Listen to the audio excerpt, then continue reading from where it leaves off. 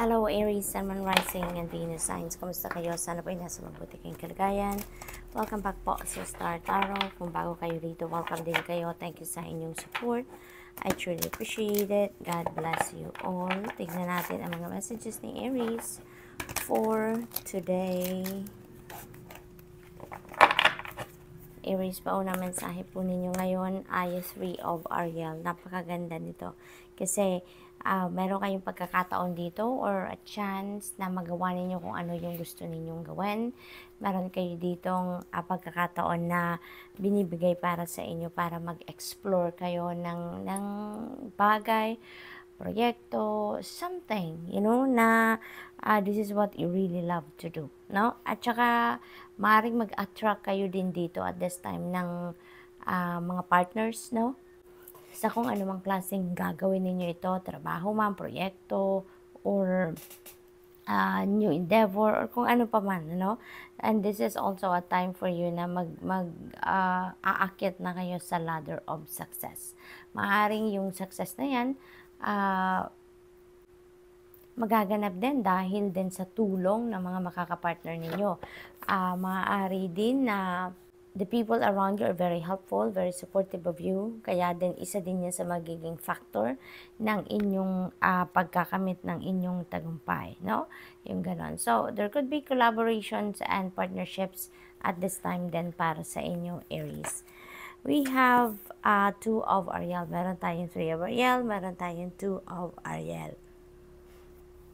So, hinihingi din ng energy na to ang balance, no, sa inyo, Aries. Kasi maaaring you are too focused on just one or couple of things sa buhay ninyo. 2 areas siguro sa buhay ninyo. Kaya, inianyayahan kayo dito na ibalik ninyo yung balance sa buhay ninyo so that you can focus and concentrate on the things na necessary. Kumbaga, kung ano yung pinaka-importanteng gawin ninyo sa ngayon or kung ano yung pinaka-importanting mga areas ng buhay ninyo na nangangailangan ngayon ng atensyon ninyo ay mabibigyan ninyo if may balanse, no? May balanse kayo.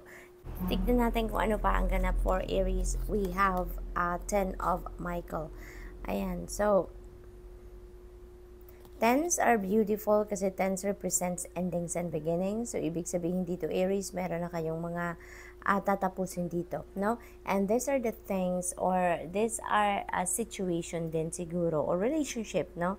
Na tatapusin nyo na or lalagyan nyo na ito ng tuldok because this is done, no? This is not this is not serving your highest good anymore at papalayain nyo na yung sarili ninyo or you're going to break away from this situation, no? Kung ano man yung inyong mga nakaraan, kung ano man yung bagay na to na tapos na, kung ano man ang bagay na to na sa tingin ninyo hindi naman na nakakabuti sa inyong sitwasyon, you're going to leave that behind you now from here on. Kaya napakaganda because you are also giving yourself an opportunity to start fresh, to start a new beginning dito sa buhay ninyo, and this is going to be a new beginning on a clean slate. Kumbaga, no? So, sa pagsisimula ninyo ng bagong buhay, dito sa pagyakap ninyo sa bagong umaga, kumbaga, parang nilinis nyo na, no? Yung path ninyo. Kaya kayo makakapagsimula ng bago, no? So, good luck to that. What else? We have King of Ariel. Napakaganda naman ito. Kasi kung ano yung mga plans ninyo, kung ano yung mga ina-invest ninyo for yourself, parang dire-diretso na kayo dyan, no? Parang ang gagawin ninyo dito, nakafocus na kayo sa kung ano yung inyong mga gagawin, nakafocus kayo sa inyong tagumpay, nakafocus na kayo dito sa gusto ninyong success financially, yung ganon. So, this is really beautiful dahil then, there is wealth, no, surrounding you. Maaaring yung mga opportunities na to of new job, new career, new business, maaaring ganon. Sila yung maghahatid sa inyo ng financial success. Sila yung maghahatid sa inyo ng prosperity and abundance. Kaya, professionally, career-wise, talaga magiging maswerte kayo dito sa ngayon, Aries. So, good luck. And that's all I have for you for today. Thank you for watching Love and Light. Namaste. Hello, Leo, Sun, Moon, Rising, and Venus signs. Kamusta kayo? Saan po yung nasa mabuti kayong kalagayan? Welcome back po sa Star Tarot. Kung bago kayo rito, welcome din kayo. Thank you sa inyong support. I truly appreciate it. God bless you all. Tingnan natin ang mga messages muna ni Leo.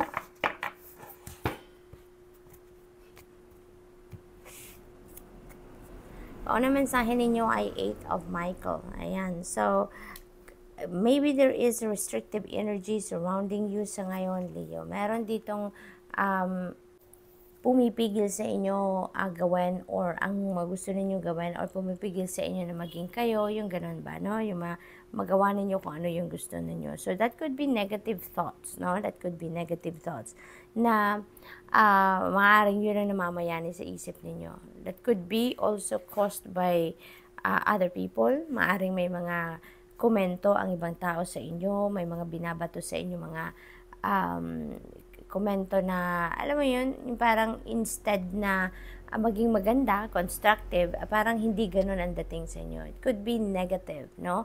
Ang epekto sa inyo. Kaya feeling ninyo, hindi kayo magaling, feeling siguro ninyo may kulang sa inyo, feeling siguro ninyo hindi kayo ganun ka-efficient, or any other things na naisip siguro ninyo that is preventing you from moving forward, that is preventing you from doing what you want to do, no? Pero ang sinasabi ng 8 of Michael energy na to, na ano lang yan, Leo, makakalaya at makakalaya kayo sa negative thoughts na yan. Decision ninyo yan, no? It's your decision. If you're going to decide to ignore or to set aside kung ano man ang mga negative comments na yan ng mga tao sa inyo, or kung ano man ang mga negative thoughts na naiisip ninyo, if you are going to decide to ignore that, magagawa ninyo yan. And with that, that is going to open up a door para sa inyo na mabaliktad ang inyong sitwasyon, mabago ang inyong sitwasyon sa ngayon. So, it's your decision, no? Kung hindi ninyo papansinin yung mga negativity na yan, yung mga negative thoughts na yan, kung ita-transmute ninyo yan into positive thoughts, magagawa ninyo. Kayang-kaya ninyo yan. And with that, you can move forward with your life. Magagawa ninyo kung ano yung mga gusto ninyong gawin, mararating ninyo kung ano yung gusto ninyong marating, focus lang kayo doon sa positivity. Mag-positive thoughts lang kayo. Positive energy lang ang ibalot ninyo sa sarili ninyo. Positive attitude lang ang i-project ninyo. And definitely, you would be able to change your situation. No? Yun ang advice sa inyo ni 8 of Michael. So, what else? We have 3 of Gabriel. Ayan. So, see? Prosperity arising from wise planning. So, yun ang paunang linya sa inyo, no? Ni 3 of Gabriel. So, it's all up to you, Leo. If you are going to leave this 8 of Michael energy, definitely, ito na yung simula ng inyong pagtatagumpay. Ito na yung path na magbubukas na para sa inyo. Para doon na kayo makarating sa inyong success, sa inyong pag-manifest ng kung ano man ang gusto ninyong ma-manifest sa buhay ninyo. Some of you, may mga plano na kayo sa buhay eh. Meron na kayong vision, may goals kayo, meron kayong plans, concrete plans, no? Naghihintay na lang kayo dito ng pag-roll out niyan, kaya maaaring ang iba sa inyo din talaga, this is a different situation, no? Maaaring wala kayo nito, na 8 of Michael energy, at ngayon, handa na kayo, diba? Naghihintay na lang kayo ng divine timing para ma-roll out naman ninyo yung inyong mga plano, no? And 3 of Ariel is a good fortune energy. Kaya, siswertehin kayo dito. If you feel like now is the perfect time na para gawin nyo na yung mga dapat ninyong gawin or gusto ninyong gawin. May mga plano na kayo. So, now is the time for you to roll that out, to start the ball rolling dahil ang swerte ay nasa inyong horizon. No? So, be optimistic at tsaka be enthusiastic at maging determined lang kayo. dito sa pag-accomplish ninyo ng gusto ninyong ma-accomplish sa ngayon. For others of you, maaari din na yung 8 of Michael energy na to will be dissolved, no? Maaaring one day magkaroon talaga kayo ng epiphany, magkaroon kayo ng new perspective dito, new ideas, new plans sa buhay ninyo, and you may decide to leave this 8 of Michael energy. At maaaring i-transmute nyo talaga niyan into positive energy. Kaya kung ano man ang mga pinagplanuhan ninyo in the past, kung ano man ang mga ini-envision ninyo for yourself, ay maaaring isa sa katuparan nyo yan. Maaaring gagawin nyo din talaga yan. So, maaaring magkaroon dito ng energy shift din ang iba sa inyo. So, we also have 8 of Raphael. Ayan. So, for some of you, dito ay maaari talaga na magkakaroon kayo ng ibang direction. May matatahakin talaga kayo in different direction dito. So, most likely, si 8 of Raphael energy is related pa rin dito kay 8 of Michael, no? Kasi maaaring yung energy shift na to na mangyayari ay ito yon. Magkakaroon kayo dito siguro ng realization one day. May realization kayo na, yes, this is what I need to do. This is what I want to do right now. Na makikita ninyo na dito yung ibang bagay. May makikita kayo ditong ibang magagawa ninyo na mas makakabuti para sa inyo. May mga realization dito kayo na may isip, 'di ba? And you are going to do what you think is good para sa inyong sitwasyon sa ngayon. Kaya this is really a beautiful energy shift. So what else? We have Knight of Ariel. Oh, by the way, pinapabalikan lang sa akin ng guides ko yung 8, no? Kasi we have 8 of Michael and we have 8 of Raphael. So that is synchronicity right here. Leo, please look up for the meaning of number 88 for more guidance, okay? So dito naman kay Knight of Ariel, ayan, ang dami na ninyo ngayong nagbago na yung energy ninyo. Ngayong meron kayong energy shift na mangyayari dito. May bagong takbo ng isip ninyo dito na mangyayari. Parang naaaligaga na kayo dito. Parang ang mangyayari dito, you're going to think about different things na nagagawin ninyo sa ngayon. Marami na kayong ideas ngayon na lumalabas, Kaya parang dami ninyong gagawin, ang dami ninyong gustong gawin ngayon. And you are going to make sure ngayon na kung ano man ang inyong gagawin ay sigurado kayo. Kaya parang matatambakan kayo ngayon ng ideas, no? Kasi iisipin nyo muna ngayon kung alin yung ipaprioritize ninyo, pagpaplanuhan ninyo yan because you are going to move cautiously sa ngayon. You are going to make sure na yung bawat step na gagawin ninyo dito sa kung ano man ang plans ninyo, ay gusto ninyo masiguro na safe kayo, sigurado kayo, napagplanuhan ninyo, napaghandaan ninyo yung gano'n. So, good luck. And that's all I have for you for today. Thank you for watching. Love and light. Namaste.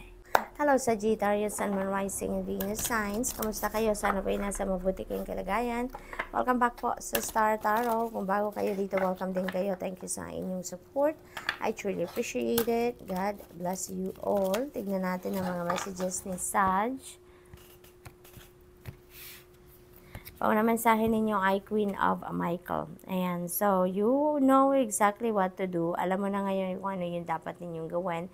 Malinaw na sa isip ninyo kung ano yung path na tatahakan ninyo. How are you going to navigate this path na to, no? Maaaring ganun ang ganap. For others of you, is going to focus on your trabaho, on your career, rather than other things sa ngayon, no? So, good luck to that, Sagittarius. We also have the 2 of Ariel. Ang dami-dami ninyong ginagawa. No? You are multitasking, Sagittarius. Maaring, siguro, ang dami ninyong load sa trabaho or sa career ninyo. Maaring marami kayong dapat na ginagawa. Marami kayong dapat na pagtuunan ng pansin. Posible yan. No? Kaya, parang iniimbitahan kayo dito na 2 of Ariel na i-balance ninyo ang lahat. No? Para nang sa gayon, kahit marami kayong gagawin, maybe you have too much on your plate, but no, when you are in balance, you would still be able to perform everything na makakasiguro kayong tama, sigurado, efficient, no? At effectively ang magiging approach ng mga gagawin ninyo dito, no? Sag, so, kalma muna, kalma. Kasi maaaring na feeling ninyo na aaligaga kayo. But you need to calm down, no? At some point, you need to calm down para ma-perform ninyo, magawa ninyo ang lahat-lahat ng nasa tama lang, okay? So, what else? We have decision. Ayan. So, Archangel Jophiel is here to guide you. Maaaring meron kayong decision making. We have the two of Ariel then. So, most likely, meron din kailangan kayong importanteng decision na gagawin dito that could be related to your money, career, and finances. No? Sagittarius, maaaring ano yan? Maaaring mga financial opportunities yan na kailangan ninyong pagpilian or maaari din na priorities, no? Maaaring may mga bagay kayo na pinag-iisipan ninyo kung alin yung unahin ninyo, alin ang pagpo-focusan ninyo sa ngayon, no? Maaaring ganon ang ganap dito for some of you. For others of you, maybe may mga malalim ang iniisip ninyo because for some reason, maaaring problema kayo dito sa desisyon na kailangan ninyong gawin. Maaaring hindi malinaw sa isip ninyo, no? Kung alin yung mas best para sa iyo. Kaya maaaring yun ang ikinagugulo ng isip ninyo dito, Sagittarius. So, you may need to step back a little from what you are doing for what is making you busy para mabigyan ninyo ng oras ito. Mapagdesisyonan ninyo ng maayos, okay? So, we also have the King of Michael. Ayan. So, you know what? Makukuha nyo talaga dito yung yung clarity. So, most likely, yung kaguluhan na to sa isip ninyo, this is what you are coming from. Pero, malilinawan ninyo yan. Kaya nga magiging matututunan or malalaman ninyo dito kung ano ang dapat ninyong gawin. So, maybe dito nang gagaling ang inyong sitwasyon. And, we have the Queen and King of Michael. So, most likely, malilinawan talaga sa isip din ninyo kung ano na ang gagawin ninyo, kung ano yung magiging decision ninyo dito, no? Maaring meron ditong mga communication na parating sa inyo, maaring merong mag-advise sa inyo dito, mag-send sa inyo ng information, ng facts, ng details that could help you na magkaroon ng kalinawan ang inyong isipan. So that you'd be able to, that will allow you to make a decision then, no? Maaring ganon. And King and Queen, that could be people that are very supportive of you. Maaring those are matured people, no? Na maaring magbigay sa inyo ng clarity sa isip ninyo, magbigay sa inyo ng enlightenment, magbigay sa inyo ng advice that is possible, or this is balance, no? This is balance talaga na hinihingi ng inyong sitwasyon. So, maaring ganun din ang ganap. So, good luck. And that's all I have for you for today. Thank you for watching. Love and light. Namaste.